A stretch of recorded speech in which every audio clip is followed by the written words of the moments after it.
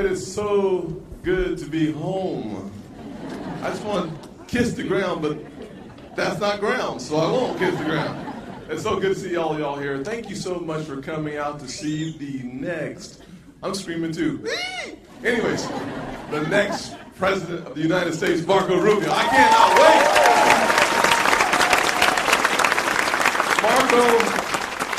Marco, momentum is real. And you're going to see why in just a few minutes. Let me just cut through the chase and give you my 3 reasons why I am endorsing and have endorsed Marco Rubio. The first one is I have a brother who just retired from the Army, Command Sergeant Major Ben Scott.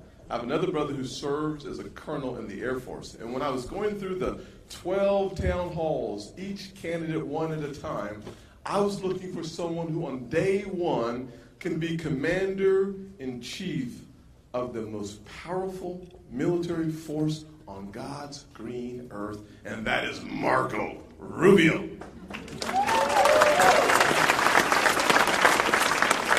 Number 2, I wanted someone who understands how to revive this economy that needs to be resuscitated. It needs some help. Can I get an amen? It needs some help. The person who has lived the American dream and has translated conservative principles into powerful policies, no one does it better than Marco Rubio. And number 3, the conservative who can attract a new generation of voters to the conservative party. Now, I didn't say the Republican, the conservative who can attract a new generation of voters to the Republican Party is Marco Rubio. And finally, as you guys have heard my story so many times, I won't tell it to you. Just suffice it to say that this kid who got lost on the way to high school and flunked out, world geography, the only U.S. senator to ever fail civics. But then I went to the U.S. Senate. A lot of those guys failed civics. Amen. We need some help. And as you know, I failed Spanish and English. When you fail Spanish and English, they don't call you bilingual. They call you ignorant because you can't speak in any language. Well, I met a mentor from here at home, changed my life. Marco Rubio reminds me of that same mentor, John Moniz, because he understands that the best is yet to come. It's going to take a lot of hard work, but we can get there. And we will get there to the next American century if you will help me welcome the next President of the United States, Marco Rubio!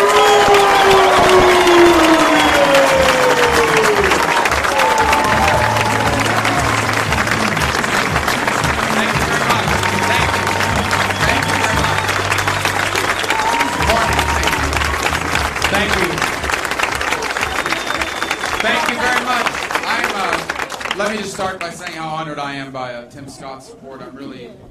He's a fantastic representative of the state, and he does a great job on a daily basis caring about what's happening on the state. But I think he also represents everything that conservatism is about. We're going to talk about that more in a moment, but there's this idea out there that conservatism is about helping the people that have made it. Conservatism, people that have made it are going to be okay. They're going to be treated fairly. We're not going to demonize people that have been successful. But conservatism has always been about people that are trying to make it. That's why we believe in free enterprise. It's the only economic model in the world where you have a chance to get ahead without pulling anyone else down. And I don't know of anyone in the U.S. Senate, or for that matter, American politics, who understands that better, embodies it better, communicates it better, or fights for it better than Tim Scott. And that's why I'm so honored that he's supporting our campaign. And I want to thank you for sending him to Washington.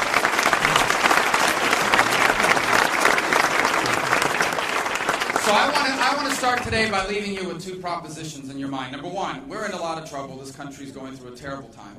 You know that. I don't have to tell you that. You don't need somebody up here telling you 15, 20 times, and you get criticized when you repeat things in politics, apparently.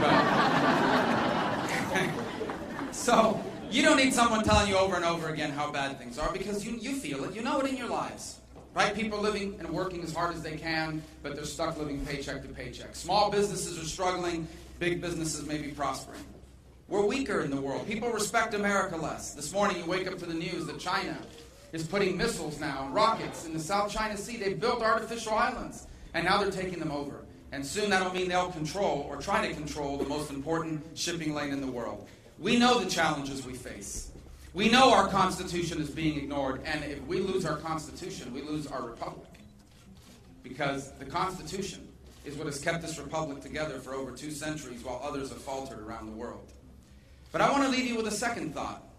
And this is perhaps something we're not talking about enough. I believe with all my heart that despite the challenges we face right now, there are a few things that we need to do, and if we do them, I believe with all my heart that America has a chance to be freer and more prosperous and more influential and more powerful and more upwardly mobile than it has ever been in its history.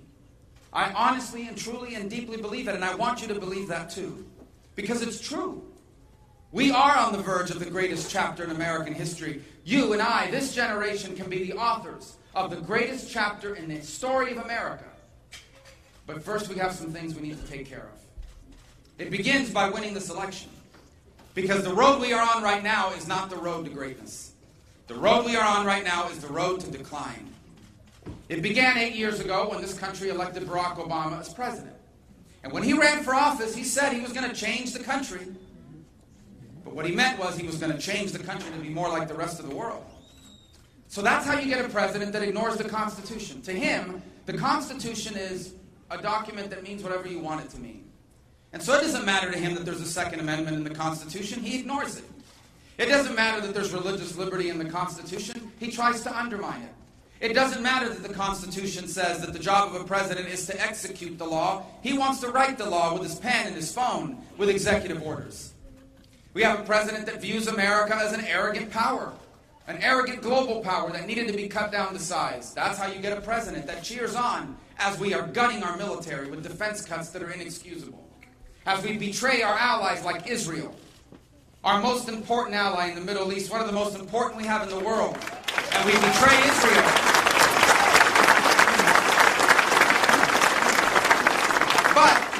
But we cut a deal with Iran, and they're going to get $100 billion of sanctions relief. And so the direction we are headed now is not the direction of greatness, it is the direction of decline. And if we lose this election, here's what it means if we don't win. If we don't win, that means the next president of the United States will be named either Bernie Sanders or Hillary Clinton. Well, right. Yeah. That's why I'm running.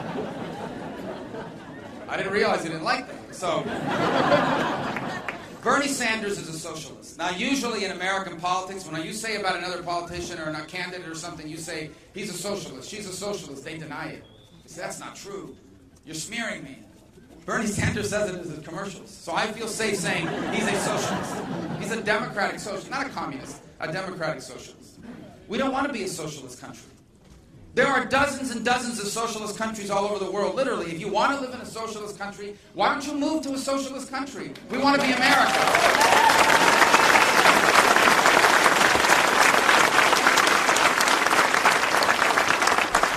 Hillary Clinton is, in my opinion, perhaps in yours as well, she's not qualified to be president of the United States. First of all, she put classified information on her email server. She knew that was in violation of the law. She didn't care because she thinks she's above the law. But more importantly, she exposed it to foreign intelligence agencies.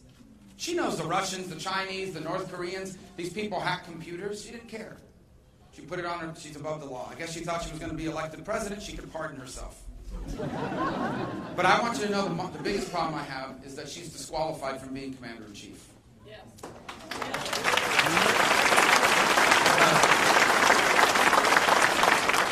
She's disqualified from being commander-in-chief because she lied to the families of the people who lost their lives in Benghazi. She lied to them. She knew that that was a terrorist attack. She was.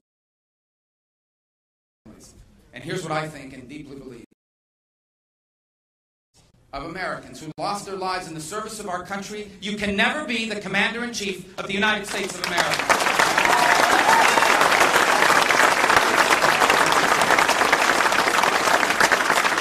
And what does it practically mean? What does it practically mean if we lose this election? Here's what it means. It means Obamacare becomes permanent. It means Dodd-Frank becomes permanent. It means our military continues to get gutted. It means the deal with Iran stays in place. It means the next Supreme Court justice will not be anything like Antonin Scalia. It'll be someone like the people Barack Obama has appointed over the last few years. And if that happens, the Constitution's in a lot of trouble. If we get 5 or 6 people on the Supreme Court who believe the Constitution is whatever you want it to mean, the Second Amendment's in a lot of trouble. Religious liberty's in a lot of trouble. Federalism, the balance of power between the states and the federal government, is in a lot of trouble. This is serious. This is not a college football game. This is not a sport. The winner and the loser here matters. We cannot lose this election. We cannot lose this election.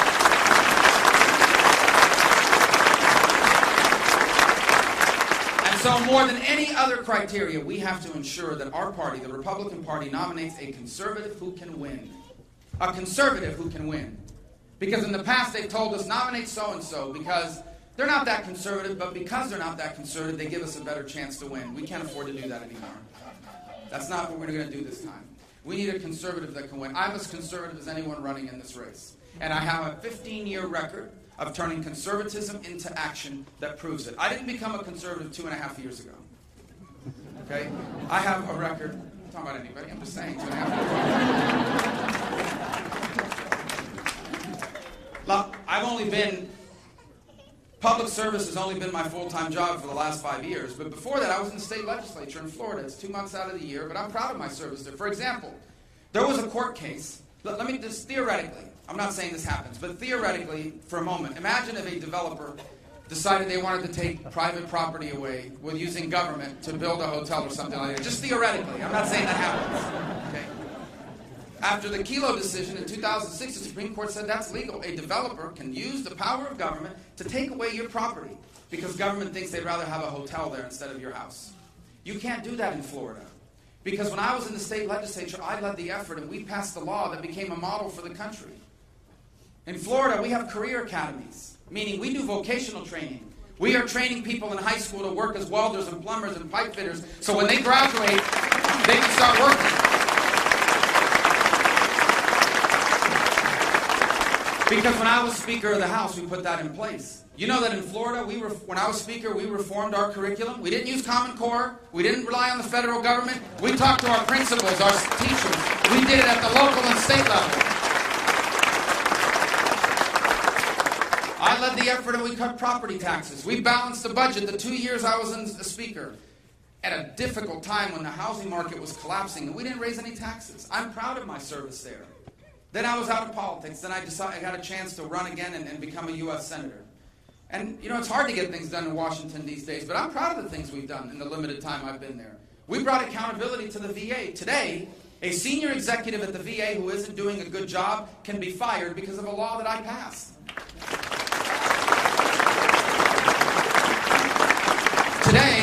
Today, banks that do business with Hezbollah have sanctions on them because of a law that I passed.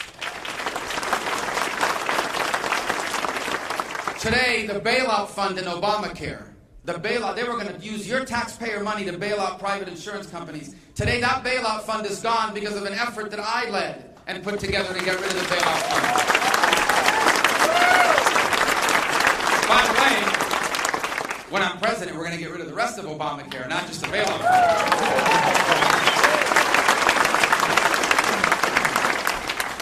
I'm proud of the work I've done in my time there.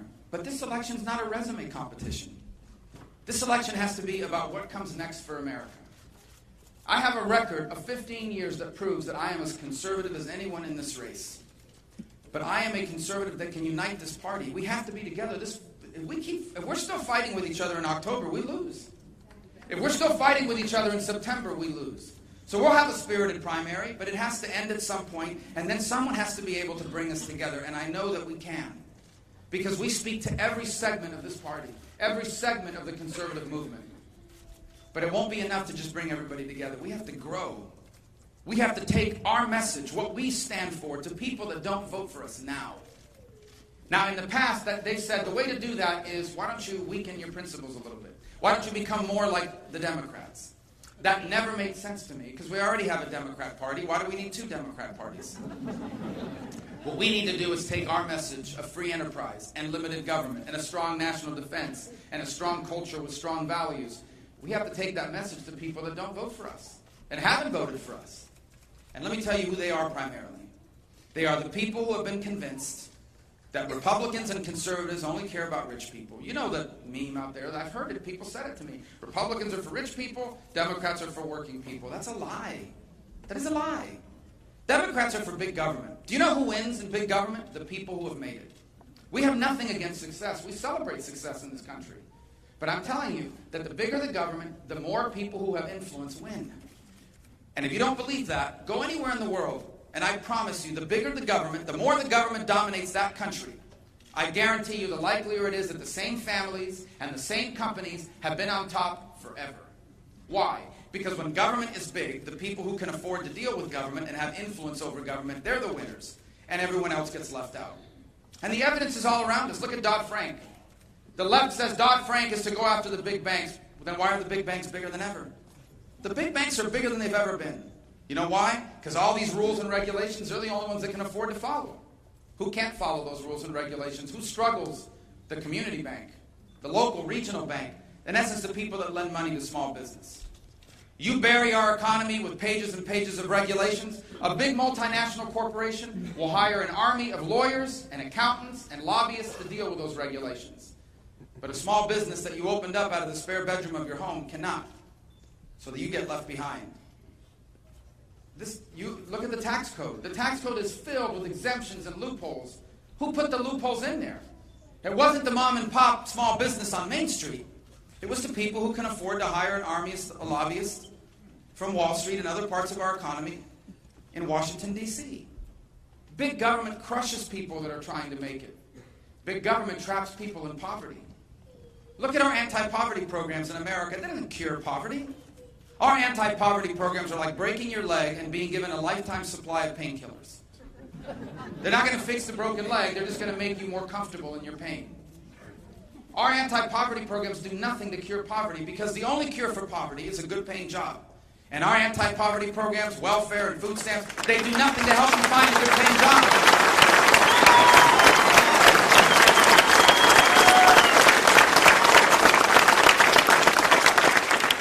Big government hurts people who are trying to make it. And I know I can take our message to people that are trying to make it. You know why I know I can take it with credibility? Because I have lived the way they're living now. I grew up the way they are growing now. I grew up paycheck to paycheck. When Jeanette and I were first married, for many years early in our marriage, we lived paycheck to paycheck. Now, I've had some people say the last couple days, define paycheck to paycheck. So I've thought about it and said, here's paycheck to paycheck, okay? You write a check on Wednesday, but you know direct deposit doesn't come till Friday. So you date it Saturday, right? I'm not saying I ever did that. I'm just telling you. I know what it is to live paycheck to paycheck. I grew up that way. My mom was a maid. She was a stock clerk at Kmart, a cashier. She built aluminum chairs at a factory. My father was primarily a bartender at hotels. They were not rich people. They were not influential people. They lived the American dream. So I know it. I come from there. I have people in my family that are still there. By the way, they're nurses, firefighters, teachers, and they live paycheck to paycheck. They went to college and got a degree, and they live paycheck to paycheck.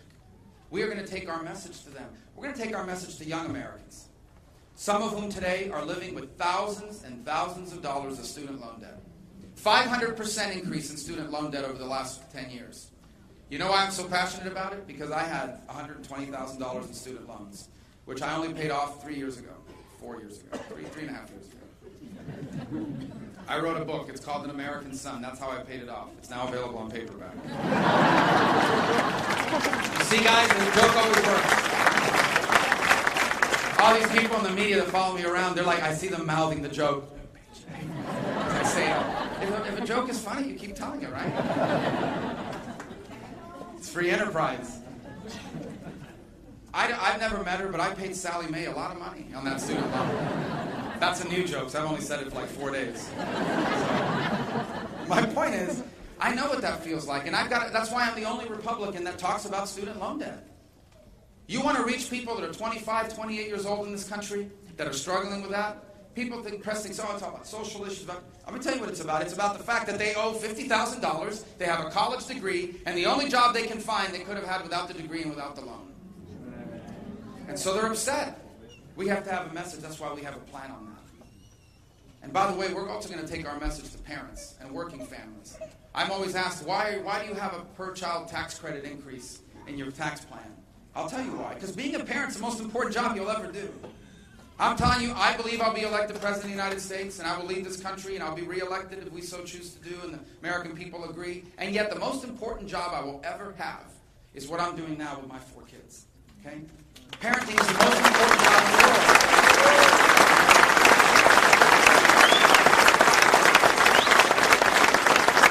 And it's hard to raise kids today, and it's expensive. And so here's what I don't understand. How can it be that our tax code says to business, if you invest money in a piece of machinery, you can write that off your taxes? I agree with that. In fact, I think you should be able to immediately and fully write it off your taxes. So if you're a business and you invest money in a piece of machine, you get to write it off your taxes. If you're a parent and you spend money on your kids, you don't get to write it off your taxes. Who's more important for the future of America? And by the way, you can't get that tax credit unless you're working, so it's pro-work. It's not like you're sitting at home collecting it. You have to be working to do it. Yes, I want to help empower parents. You know why? So they have enough money to send their kids to the school of their choice. So they have enough money to save for their kids to go to college.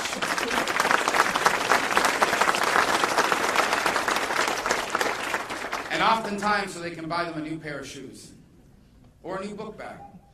Because if you know people that are struggling as I do, you know that $50 a month, $40 a month is a difference about whether or not your kids get a new book bag this month. Or whether they have to go another month with a book bag that has a hole in it. Because we see it.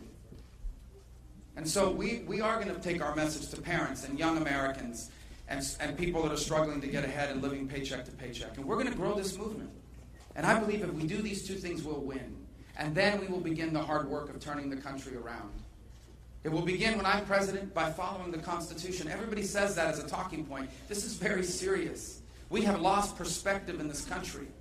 We think the federal government is supposed to be involved in everything now. Everywhere I go, I get a question, what are you going to do as president about the college playoff system? I said, I don't know what we can do about it. I mean, I wish Florida was doing better. But that's not a federal issue. And it goes on and on. And then we've lost perspective on the presidency. When you hear some people talk, commentators, their attitude is like the president is the supreme leader of the country, and our job is just to rubber stamp whatever he says. It's happening now with this whole Supreme Court vacancy. He's the president. The Constitution says he gets to appoint someone. You must do this. And I said, yes, but the Constitution also says we get to confirm. And so I said, well, and then they say, well, but the president, you know, elections have consequences. He won in 2012. And I said, yes, elections have consequences. And we won the majority in the Senate in 2014. So we've lost perspective. People have this idea in some corners of our political debate that the president is the supreme leader and the rest of us are just supposed to be there to like nod our heads and say, yes, Mr. President, we're going to go your direction. That is not our system of government. Our system of government, we need to get back to what it was designed as. And here's what it is. You have a legislative branch, a Congress that passes laws. They're the ones that pass laws, and they have to respond to you for the laws they pass. And then you have a president that executes the laws, that doesn't carry out the laws that Congress passes, or can veto them and send them back. And then you have a judicial branch that decides whether or not it violates the Constitution as originally drafted. What is the original meaning of the Constitution? And you apply it, not to recreate it. We have to get back to those principles. We've lost those principles. We need to get back to those. I will.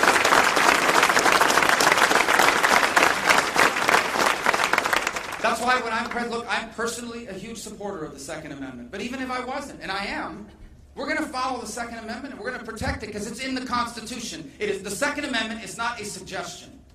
Okay? It is a constitutional right to protect yourself and your family.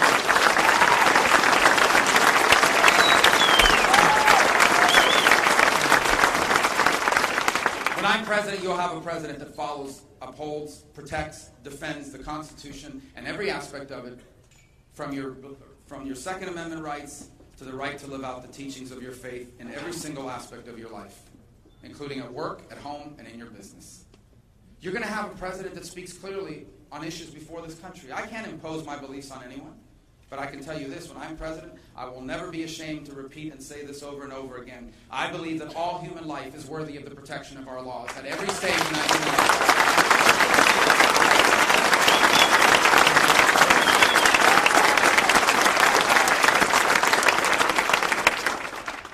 Presidents don't grow the economy. I always chuckle when I hear governors or mayor or somebody says, I created 2 million jobs when I was governor. And I say, really? You hired 2 million people to work in government? I said, no. I said, well, then you didn't create 2 million jobs. The private sector creates jobs. How do you create jobs in the private sector? You know, many of you are in the private sector. It's when you start a business or you grow an existing one. That's what creates jobs. You know what our job is in public service? To put in place policies that make America the best and easiest place in the world to start a business or grow an existing one. That's why we're for tax reform. That's why we're for regulatory reform. That's why we're for balancing the budget. That's why we're for fully utilizing our energy resources. That's why we're for getting rid of Obamacare. You do that, and this country will become the premier place on the planet to start a business or grow an existing one and create better paying jobs.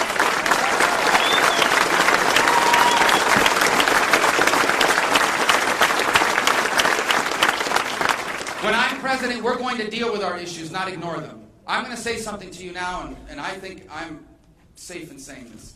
This generation of leaders in Washington is the most selfish generation of leaders this nation has ever had. Selfish. Why do I say that? You want to know why I say that? Because they've got calculators in Washington, and they've got spreadsheets that show them what's happening with our debt, and they don't care. Their attitude is, who cares? Let the future worry about the future. They literally they don't care. They don't care that by the time my oldest child, my daughter who's 15, is 25, this country may be in the throes of a debt crisis. Their attitude is, so what? We'll worry about this later. We got to get through the next election. They don't care. They're so selfish. No generation's ever done that to their kids. In the history of America, has there ever been a generation like this? When I'm president, that changes. We're going to deal with the debt. And dealing with the debt means we're going to have to save Social Security and Medicare. We have to save those programs. Now, let me tell you about that. I'm from Florida. You probably don't know this, but there's a lot of people in Florida on Social Security and Medicare. One of them is my mother. So I just want you to know I am against any changes to Social Security and Medicare that are bad for my mother. Which is a good. And here's the great news. We don't have to change anything for her. She's 85. We don't have to change anything for anyone who's on it now. We don't have to change anything for people that are about to retire in the next decade.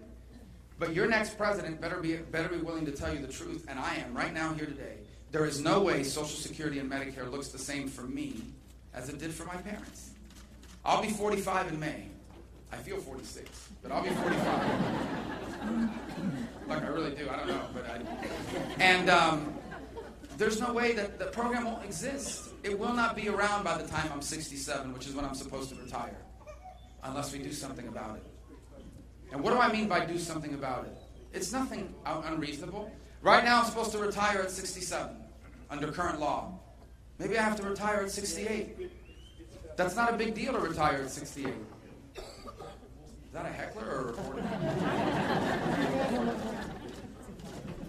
Maybe we should stop and listen to what they have to say. I'm supposed to retire at 67 under current law. I may have to retire at 68. You know what? If I was still in the Senate at 68, I'd be one of the youngest people there. Okay?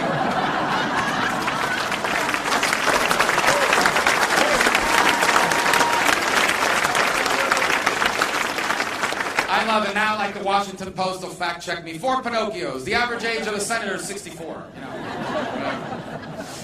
whatever. You know what I mean.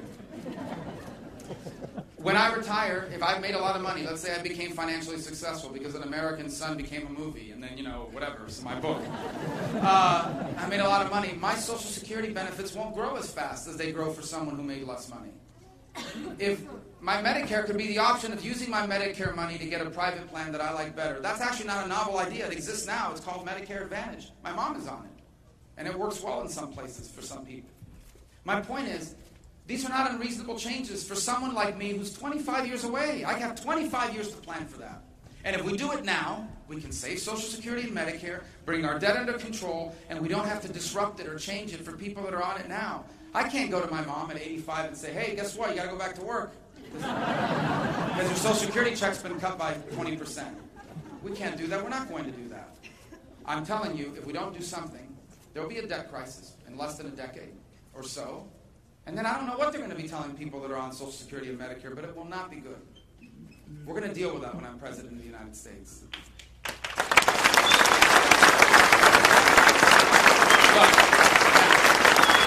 What is the most important thing a president does? National security. The commander-in-chief. It's the most important job of a president.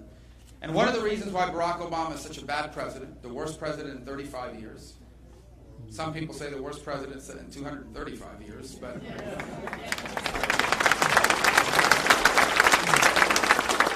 I'm not willing to say that because I don't know what president that's comparing him to. So I'm just saying that one of the reasons why he's just a bad president is because he's a bad commander-in-chief. Why do I say that? I don't say that lightly because I actually think national security should not be partisan. So if he was a Republican, I'd be saying the same thing right now. Why? Number one, because he's gutting our military. That's not an exaggeration. I'm going to tell you the facts, and you tell me if you agree or not that we're gutting our military. Our Army will soon be its smallest size since the end of World War II. Our Navy will soon be the smallest it's been in 100 years. And the Air Force will soon be the smallest it's been ever. The average age of an airplane in the Air Force is 27, which means the pilots are younger than the planes. That's a bad sign. Barack Obama thinks that's a great idea. By the way, this defense cuts is one of the big differences between me. Look, I'm not here to beat up on anybody personally, but there are differences. We talk about it. Some people talk to me and say, well, why vote for you and not Ted Cruz? Well, Ted Cruz voted for a budget that cut it even more. I'm not cutting defense spending when I'm president. It's the most important thing the federal government does. When I'm president, we're rebuilding the U.S. military.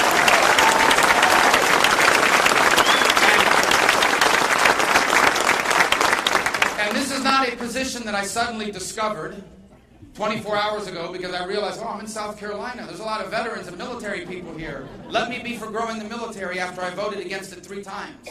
This is a position I've had from my first day in Washington 5 years ago. Why? Because this is why we have a federal government. We don't need a Department of Education. We need a military. This is why we have a federal government. And here's the other lesson of history. Every time we've gutted our military, we've had to come back and make up for it. And it costs more money to make up for it. And why is it so important now? Because the world is not getting safer. The world is getting crazier. Okay, you have a lunatic in North Korea, a lunatic, with nuclear weapons and long-range missiles that can probably already reach the United States. The Chinese, I've already talked about what they're doing in the South China Sea. They steal our secrets, they steal our inventions, they hack into our computers, they have the capability now to blow up our satellites. They're massively expanding their military. Vladimir Putin, you see what he's doing in Europe and in the Middle East now. Iran is going to get $100 billion of sanctions relief. What are they going to spend that money on? Not on orphanages. They're going to spend it on their military, primarily and eventually building a nuclear capability of their own. And then we've got the growth of radical Islamic jihad. Radical Islamic jihad. And it is spreading all over the world. And we have to confront that too.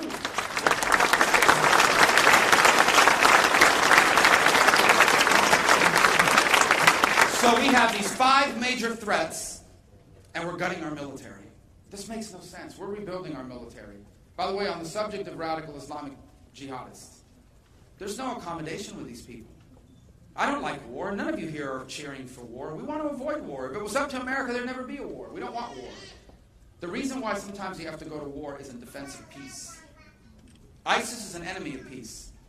And there's no diplomatic solution to ISIS. There's no diplomatic solution. ISIS doesn't have an ambassador to the United States.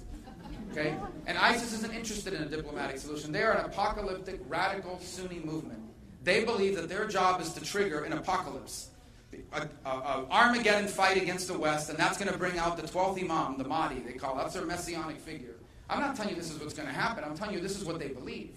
People that believe that kind of stuff don't just go away. They don't open up a chain of car washes or Burger Kings. These people fight to the death, and they're willing to fight for 1,000 years. These people love death more than we love life. They have to be defeated militarily. And we don't have a real war on terror right now. You can ask our men and women in uniform, whose hands are tied, who are not allowed to carry, who are not allowed to win. We don't let them win. We put them in danger, but we don't let them win.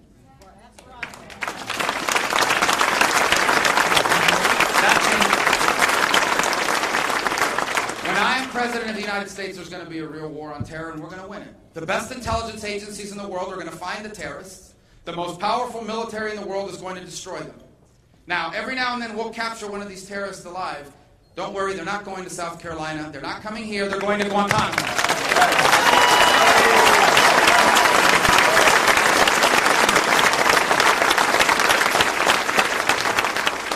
And let me say, as part of national security, we're going to take care of our veterans again in this country. We are going to take care of our veterans. What I'm about to do has been a pretty amazing experience in South Carolina. At most events, I'll ask, if you're a veteran, please stand up. But everybody's standing back there. So if you're a veteran, will you raise your hand, please, so we can thank you for your service? Thank you.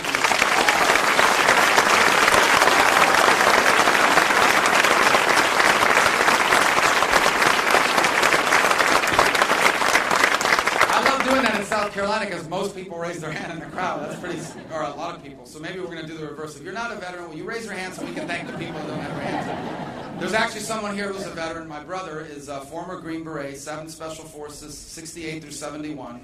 He's sitting right here in the front row. Wave to everybody, please.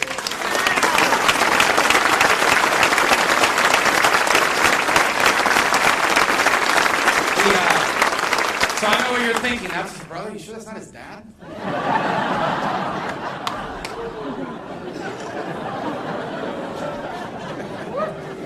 That's one of the great things about running for president. I can make fun of people and they can't do anything back. You see? And I have the microphone. Well, it's true. My parents were incredible. So he was born, my mom was 19. And then when I was born, my mom was 41. That's called optimism. Because I have a younger sister after that. Can you believe it? Talk about believing in the American dream. Holy smokes. And true story, my brother had gone to the Army, served 3 years, come back, and he drove my mom to the hospital because my dad was working. And so the nurses were like, you're the father, will you sign the birth certificate? I'm not the father. I'm the brother. She's like, oh. Okay. So anyway, my parents are very optimistic people. And in Florida, we have a lot of veterans, too. I've asked Tim about this. Tim says about a quarter of his calls in his office are VA-related, about the same. I have 2 people in my office, 2 staffers that do nothing but veterans claims. That's how many we have. And it's sad. Yesterday, USA Today, top of the fold, headline, VA suicide hotline led many to voicemail. Can you imagine? You're in trouble. You served our country. It created some problems for you. You're thinking about taking your life. You call the VA hotline and you get a voicemail. You think anyone's going to be fired over that? They're not firing anybody. You think anyone's going to be held accountable? Not under Barack Obama. May get a bonus. Might get promoted. But not fired. There's no accountability. We have to change that, and we will. But we will change it. Now, listen, I want to be clear about something. There are really good VA hospitals in this country. And I can tell you there are incredible people that work at the VA. Some of them are veterans. And they love this country and they love veterans. I'm not talking about them. We honor what they're doing. But there are some VAs that are not working well. Look, it's very simple. When I'm president, if you're happy with a VA hospital, you can keep going there. But if you're not, when I'm president, you will be able to take your VA benefits to any hospital or any doctor that you want to go to.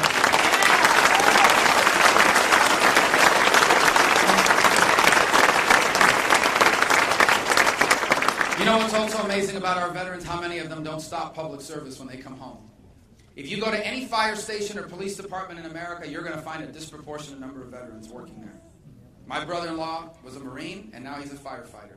And one of the things that boils my blood is when I'm reading in the press every day, oh, the police are so bad, they're doing this, they're doing that. Let me tell you something. I thank God every day for our police officers and our firefighters, people that are willing to die before we want to thank them every day.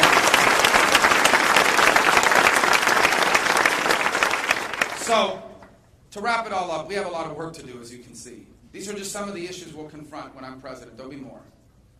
But we have to do it this year. 2016 will be a turning point.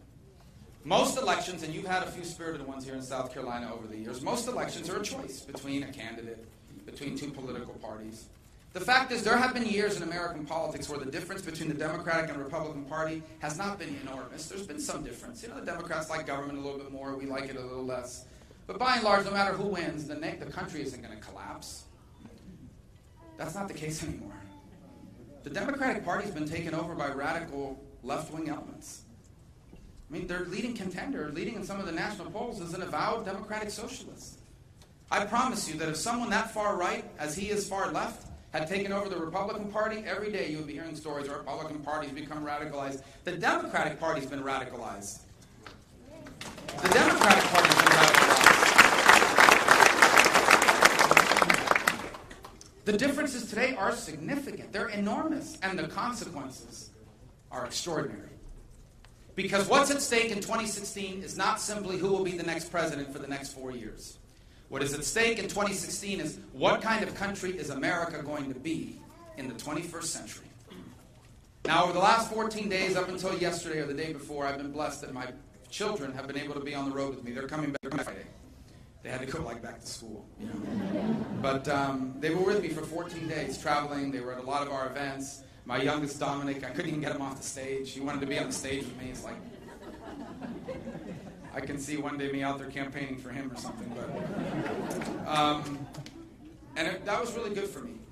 Apart from being with your kids and your family, it was really good for me because every single morning when I woke up and I looked over at that bed where they were sleeping, I saw what this election was truly about for me. And I know that's cliche to say, oh, the election's about our children. It really is. What we're deciding here is, what is America going to look like when those kids graduate from high school or college? What kind of America will they inherit when they try to buy a home or start a business or a family?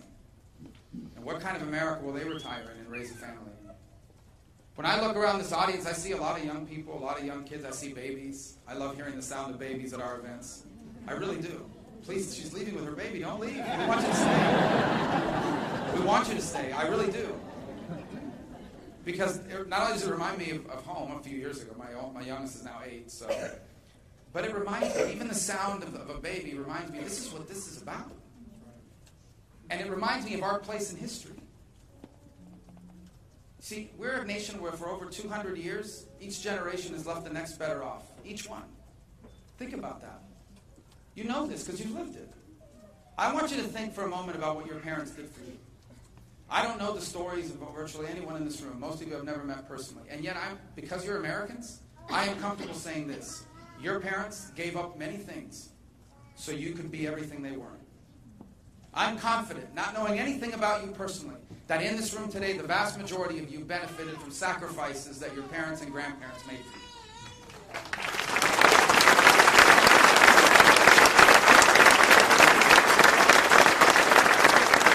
I'm also confident in saying that in this room today, there are people that are doing it now for their kids. And whether you're doing it now or your parents did it for you, you don't have to go far in America to find someone who's doing that. I travel a lot, as you can imagine. And oftentimes I run into the maids at the hotels that are pushing those little carts with the towels and the soap on it. You know why they're doing that job? So their kids, they've told me this. I work this job so one day my kids can be anything, maybe even you. And you know why they tell me that? Because that's the job my mother had in Las Vegas. She was a hotel maid. And the reason why I'm so comfortable saying this to you is because that's not just my story. That is our story. That is the story of this incredible country where for over 2 centuries, people who work hard and sacrifice aren't just able to live a better life. They're able to open doors for their kids that were closed for them. And that's the country I want my kids to grow up in and inherit. If we lose that, we stop being special. Because every country in the world has rich people. And we love having rich people in America. We're 5% of the world's population, and we have 40% of the world's millionaires. That's incredible. You know what's more incredible? The majority of those millionaires didn't inherit the millions. The majority of those millionaires started out with a business that had one person, them. That's an amazing achievement. An amazing achievement.